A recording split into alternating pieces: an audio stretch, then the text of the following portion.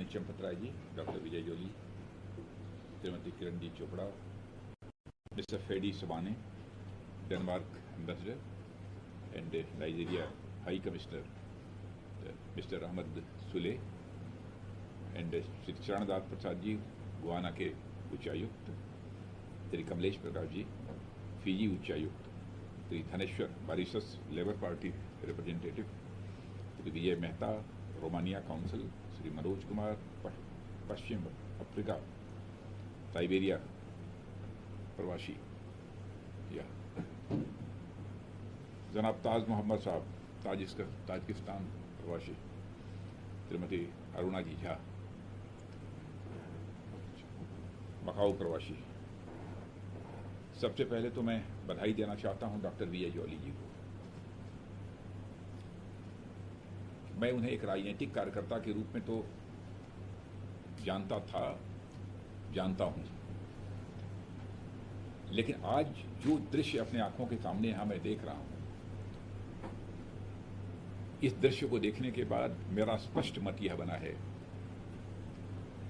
कि डॉक्टर विजय जोली अपने जीवन में केवल राजनीतिक भूमिका का ही निर्वाह नहीं करते हैं, बल्कि कभी कभी जब भी आवश्यकता होती है सामाजिक, सांस्कृतिक और अपनी आध्यात्मिक भूमिका का भी निर्वाह करते हैं।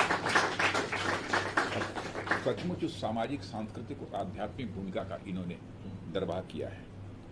और कभी कभी ऐसे कार्यक्रम से जुड़ने का जब अवसर मिलता है, जब आप अपनी सभ्यता, अपनी संस्कृति और अपनी विरासत से जुड़ने का अनुभव करते हैं। और मैं मानता हूं कि आज का कार्यक्रम कुछ ऐसा ही यह कार्यक्रम है।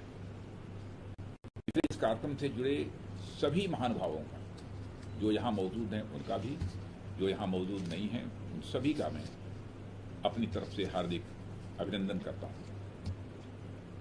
अयोध्या में भव्य राम मंदिर के निर्माण का स्वप्न कई पीढ़ियों ने संजोया है, और आज जब यह साकार हो रहा है तो यह हम सभी के लिए अत्यंत हर्ष का भी विषय है और साथ ही साथ गौरव का भी हम सबके लिए विषय है। इस नाते अयोध्या राम मंदिर में 115 देशों की जल अर्पण की यह सोच, यह एक अभिनव सोच है, और इस अभिनव सोच के लिए मैं पुनः एक बार डॉक्टर विजय जोली को इसके लिए बधाई, जिसके पास काल्पनिक क्षमता होगी, जिसके पास दूरदृष्टि होगी, और साथ ही साथ जिसके हृदय में एक आध्यात्मिक भाव होगा, और भारत की संस्कृति, भारत की कल्चर के प्रति जिसके मन के अंदर अगाध निष्ठा होगी, वही व्यक्ति इस काम को कर सकता है। और उस काम को डॉक्टर विजय जोली जी ने किया है, इसलिए मैं उनका अभिनंदन करता हूँ। 7 सब कॉन्टिनेंट्स, वहाँ से कॉन्टिनेंट से इन्होंने 115 देशों का जल इकट्ठा करना, ये कोई छोटी बात नहीं है। और मैं तो कहना चाहता हूँ कि लगभग 192 देश सारी दुनिया में हैं। 77 कंट्रीज और छूट रही हैं। 77 कंट्रीज और छूट, मुझे पक्का विश्वास है, आज मैं कह रहा हूँ, और बिल्कुल एक ईश्वरीय प्रेरणा से यह बात मैं कह रहा हूँ, शायद आगामी मंदिर निर्माण होते होते या जिस दिन बन जाएगा उस दिन तक 77 कंट्रीज से भी जो है जल फिर से यहाँ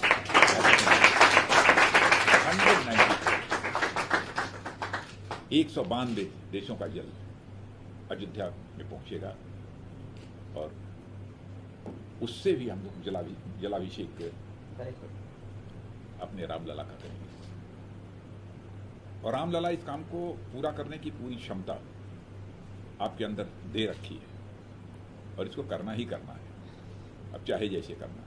और आपको शायद अनुमान नहीं होगा कि आप वो 700 क्या लाए थे जी, ये 115 मैं सचमुच आपकी सांस्कृतिक सोच, जो कल्चरल आपकी थॉट है, उसकी मैं सराहना इसलिए मैं करना चाहता हूँ। भारत में हम लोग कहते हैं कि विश्व में भारत दुनिया का इकलौता देश है जिस धरती के रहने वाले ऋषियों और मनीषियों ने भारत की सीमा में रहने वाले लोगों को ही अपने परिवार का सदस्य नहीं माना है, बल्कि पूरे विश्व की धरा पर रहने वाले लोगों को अपने परिवार का सदस्य मानते हुए वसुधैव कुटुंबकम का संदेश the whole world is a family. यह संदेश सारे विश्व को दुनिया की किसी भी देश की धरती से गया है तो केवल और केवल भारत देश की धरती से गया।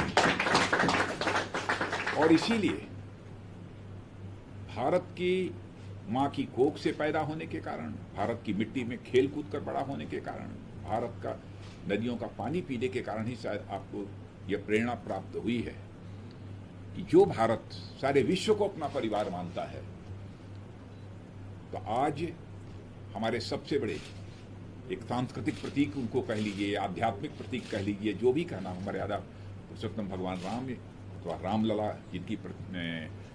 जिनका भव्य राम मंदिर का निर्माण हो रहा है, तो सारे विश्व से जल वहां पर आना चाहिए और उससे उनका जलाभिषेक होना चाहिए, अथवा उस निर्माण में उस जल का भी उपयोग होना चाहिए। यह सोच इसी कारण आई है। वसुधैव कुटुंबकम, सारा विश्व हमारा परिवार है। तो भारत में आस्था के इतने बड़े केंद्र के लिए इतना बड़ा अभियान चलाया जा रहा है, तो उसमें सारे विश्व का जल आना चाहिए।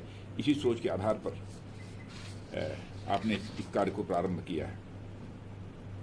और इससे पूर्व 9 नवंबर 2019 को दशकों से चले आ रहे राम जन्मभूमि बाबरी विवाद में भारत के सर्वोच्च न्यायालय ने मंदिर निर्माण के पक्ष में सर्वसम्मति से अपना निर्णय लिया था और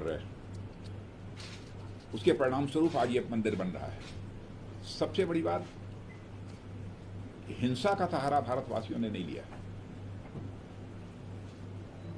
बल्कि न्यायालय का फैसला आने के बाद ही वहां पर जो है राम मंदिर के निर्माण का सिलसिला हम लोगों ने प्रारंभ किया।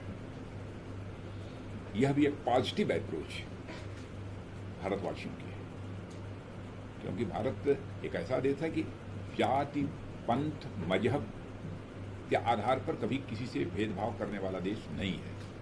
कास्ट, क्रीड, रिलीजन के बेसिस पर हम किसी भी प्रकार का डिस्क्रिमिनेशन नहीं करते। यह भारत की सोच है। क्यों?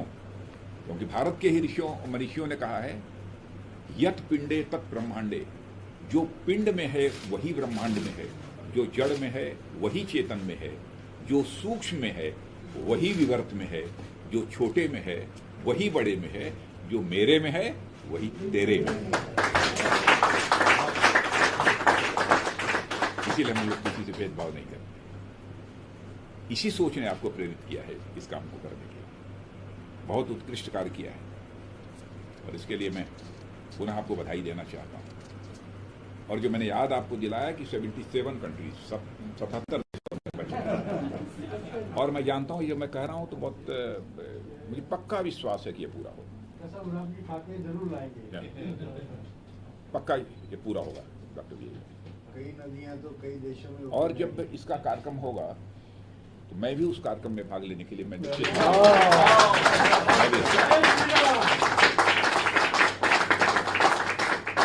मैं भी चलूंगा।